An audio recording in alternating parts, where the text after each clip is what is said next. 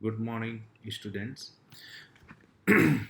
आज third video में हम लोग पढ़ेंगे कमेंट्स कैसे लिखा जाता है। सी प्लस प्लस प्रोग्राम में कमेंट क्यों लिखते हैं।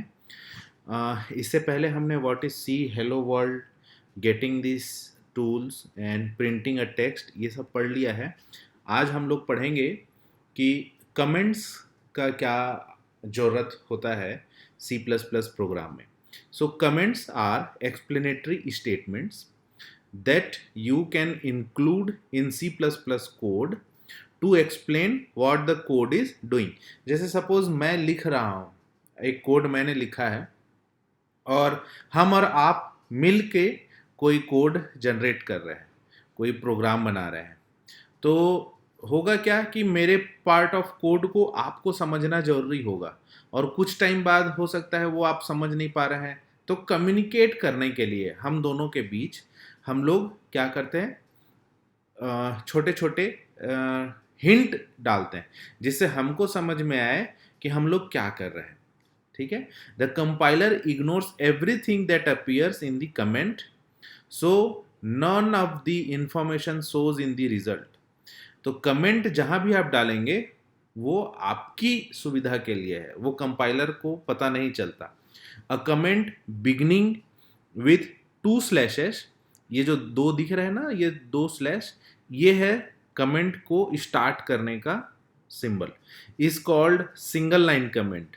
The slash tell compiler to ignore everything that follows until the end of line. Clear. तो इस पूरे लाइन में आप कुछ भी लिखेंगे उसको कंपाइलर नहीं पढ़ेगा, है ना। जैसा कि आपको यहां दिखेगा,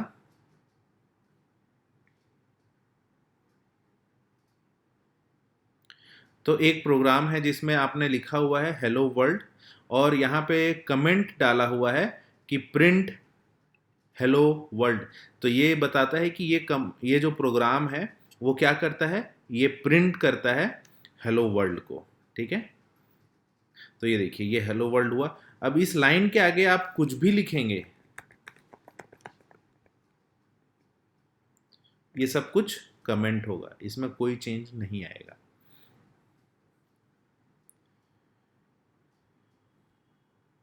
Now, when the above code is compiled, it will ignore print hello world statement and will produce the following result, hello world. ठीक है। Comments make your code more readable for others. So now the quiz is, which choice indicate a single line comment? So your option is second. Now next is multi-line comment. Comment that are required multi-lines begin with slash and star and end with star and slash. ठीक है। तो ये multi line comment हो गए। ठीक है। If you right wrong code statement, wrong code segment, don't delete it immediately, put it in a multi-line comment and then delete it when you find the right solution. Now suppose create a block comment, तो आपको क्या करना है, slash asterisk asterisk slash. Correct. Now next is using comments. So comment can be written anywhere and can be repeated any number of times throughout the code. Within a comment marked with this sign or double slash character have no special meaning and vice versa. This allow you to nest one comment type within the other. Clear? आप ये इसके अंदर ये सब, इसका कोई मतलब नहीं है, ये सब कुछ कमेंट ही है, यही ये बताना चाह रहा है। Adding comments to your code is a good practice. It facilitates a clear understanding of the code for you and for others who read it. तो जो हमने डिस्कस किया वही है। Which of the following is true? Comments are used to confuse the programmer. Comments are ignored by the compiler. Single line comment start with asterisk. Correct. So now next is variable, ये most important part of the C plus plus programming. Variable क्या होता है? जिसकी value very करते रहे, सीधी सी बात है। Now let's assign value, sorry ये यहां से चल। सो creating a variable reserves a memory location, ठीक है। तो अगर हम कोई वेरिएबल क्रिएट कर रहे हैं तो वो क्या करेगा, एक मेमोरी लोकेशन उसके लिए रिजर्व करेगा, और space in memory for storing values. The compiler requires that you provide a data type for each variable you declare. C++ offer a rich assortment of built-in as well as user-defined data types. तो हमको अब यहाँ पे क्या पढ़ने को मिला? एक हमको मिला डेटा टाइप। तो हम लोग को ये बताया जा रहा है कि अगर आपको वेरिएबल, जैसे वेरिएबल क्या हुआ, जैसे आप बोलते हैं ना कि x is equal to something, ठीक है। तो x क्या है? वेरिएबल है, और उसकी जो वैल्यू आप असाइन कर रहे हो, कभी x की value, suppose x is the number of students who are coming to the classes. तो हर दिन number of student who are attending the classes वो डिफरेंट होंगी। आज 10 है, कल 15 होगा, परसों 20 होगा, ठीक है। तो x की हर दिन अलग अलग वैल्यू हमको डिक्लेयर करनी होगी। तो x क्या है? वेरिएबल है जो हर दिन अलग अलग वैल्यू स्टोर कर रहा है। सो इंटीजर बिल्ट इन टाइप। अब ये इंटीजर क्या है? ये डेटा टाइप है ना। तो अब हमको, जैसे स्टूडेंट्स का नंबर हमेशा इंटीजर होगा, हमेशा 10 होंगे, 12 होंगे, कभी 11.5 स्टूडेंट्स नहीं होंगे। तो हम लोग अगर x की वैल्यू में स्टूडेंट का नंबर स्टोर करना चाहते हैं तो हम लोग इंटीजर डेटा टाइप यूज करेंगे। उससे क्या होगा कि स्पेस की रिक्वायरमेंट कम होगी। कहाँ पे स्पेस की रिक्वायरमेंट कम होगी? कंपाइलर के अंदर, ठीक है। सो इंटीजर एक डेटा टाइप है। अ built in type represents a whole number value, define integer using keyword int। तो अगर आपको किसी वेरिएबल को इंटीजर डिक्लेयर करना है तो वो क्या होगा? उसके लिए आपको उसके सामने लिखना पड़ेगा int, जैसा यहां लिखा हुआ है int my variable।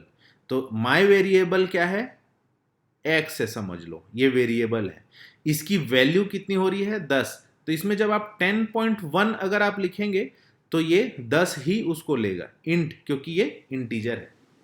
Now C++ requires that you specify the type and identifier for each variable defined.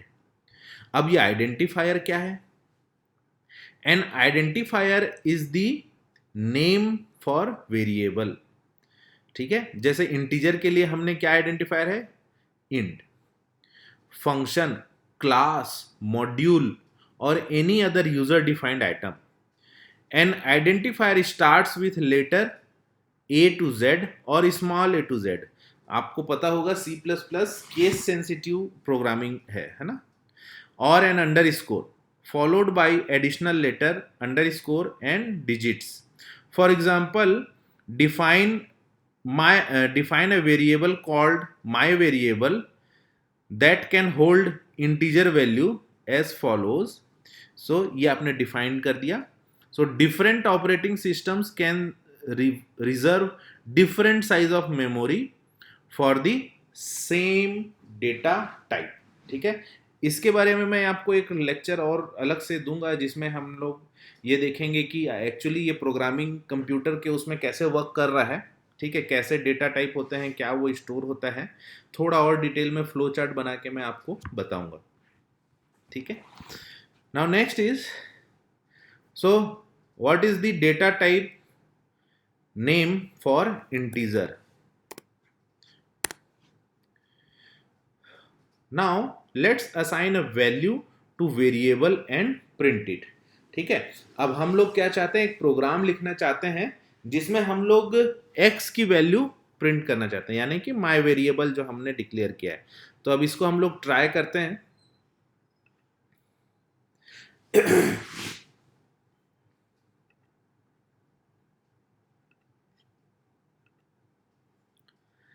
सो यहां पे देखो क्या हुआ है, इंट मेन,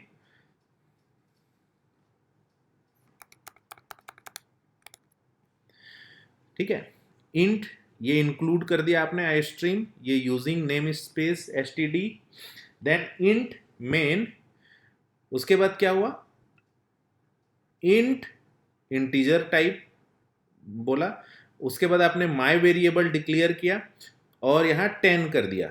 तो अब क्या किया, सी आउट किया, यानी कि प्रिंट कर रहे हैं हम लोग, क्या प्रिंट कर रहे हैं, माई वेरिएबल। तो माई वेरिएबल की जो वैल्यू स्टोर होगी, तो माई वेरिएबल एक स्पेस है, उस स्पेस के अंदर जो वैल्यू स्टोर होगी उसको ये प्रिंट कर देगा, ठीक है, माई वेरिएबल को प्रिंट नहीं करेगा। Clear?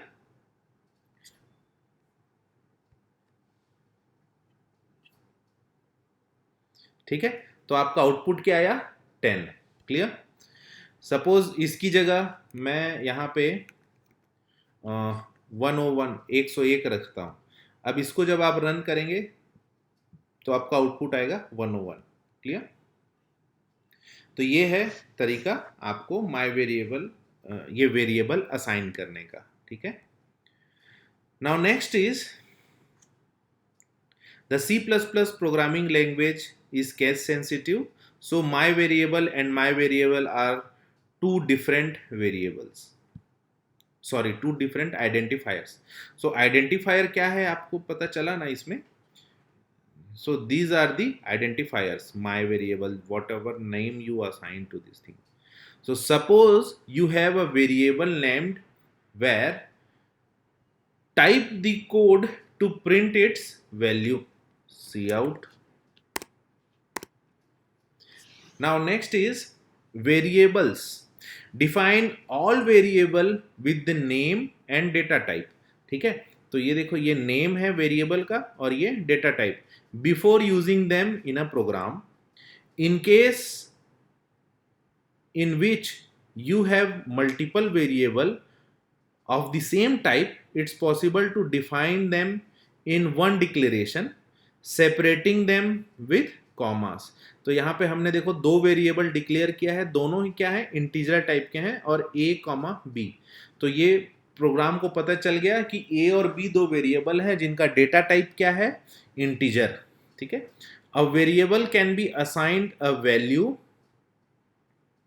Value that can be use to perform operation. For example int a और b आपने यहाँ डिक्लेयर किया हुआ है और सम बोल रहे हैं इंट ए बी, तो इसका जो प्रिंट आएगा, जो आंसर आएगा वो क्या आएगा, यस, दोनों का सम।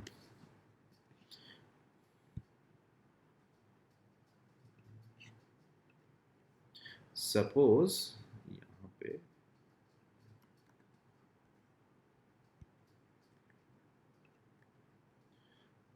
नाउ सपोज ये रन किया हमने,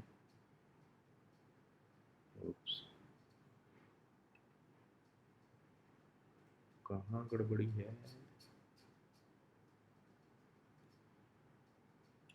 ओके, सी आउट,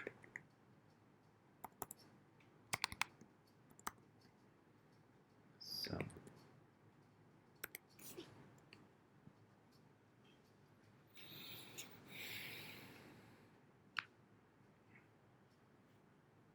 ठीक है, तो इसका आउटपुट क्या आया, 45।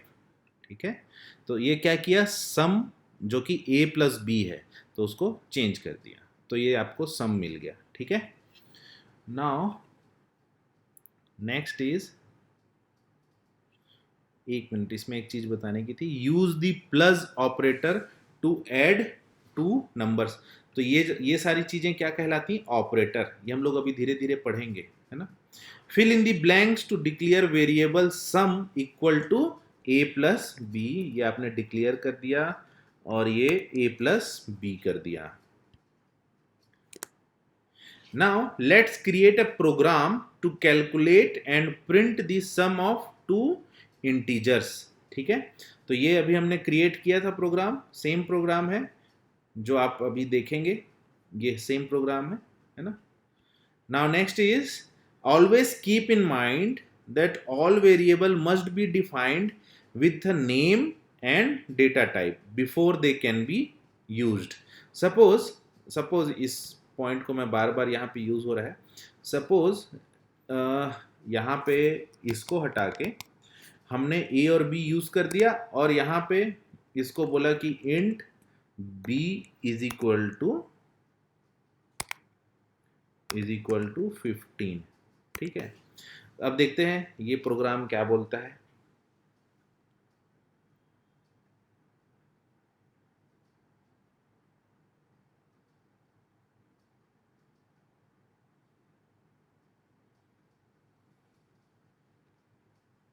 Taking too much time.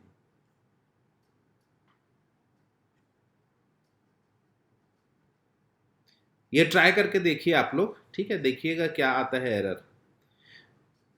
Now next is this one. So which two statements are the true for variables in C++? Variable are preprocessor directives. Variable must have data type. I hope ये सही है. Variable do not have name. Variable must be declare before their use. ठीक है, तो ये lecture में हम लोगों ने वेरिएबल पढ़ा. अब नेक्स्ट लेक्चर में हम लोग पढ़ेंगे वर्किंग विथ वेरिएबल, है ना. उसके बाद हम लोग आगे जाएंगे. ठीक है, एक बार ये चेक कर लेता हूँ. अभी ये रन ही हो रहा है. Okay, thank you.